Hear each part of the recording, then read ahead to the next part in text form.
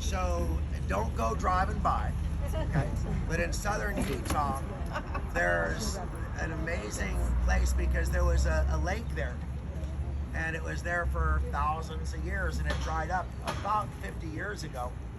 And when it dried up, it left behind, you know how a lake is, right? Like that. Well, it filled in all the siltation flowing in, and it just kept getting, more and more dirt in it until it just wasn't a lake anymore.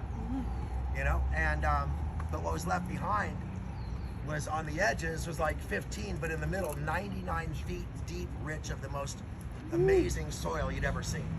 Imagine fishes decomposing, shells decomposing, all the snow melt from the mountains coming down year after year after year. And so we did something called green manure. It's a way to create massive nitrogen in soil. And what you do is you grow alfalfa. And we had to let the alfalfa grow for a couple years till the roots got 10, 12, 20 feet deep in the soil. And then you cut the alfalfa and you just mulch it and leave it right on top of the earth, and it starts to attract worms. And then after it dries up, you churn it just barely underneath the topsoil, and now the worms come and they start to eat all that decomposing matter.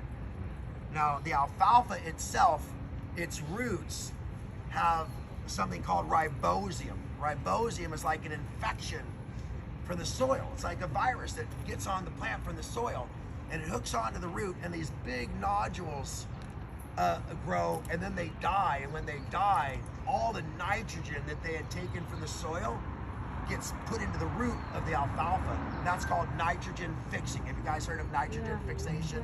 Nitrogen fixing, well, that's what does it, is these ribosium. The ribosium have a very short life, and so when they die, they outgas what? Nitrogen.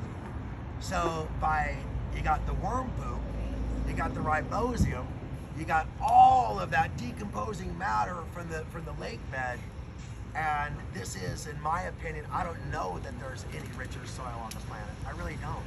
I mean, I don't know if you guys remember your history class, the Tigris and the Euphrates, how they called that the Fertile Crescent because of the way that the remineralization happened. Well, this was that type of environment. So because of our crop rotations and that, I mean, this is like a 7,000 acre dry lake bed. So we're able to rotate our crops and use it in the way it's supposed to be used. And that allows for, that allows And how far is it from other industry? So it's about 250 miles from the nearest big city would be Salt Lake.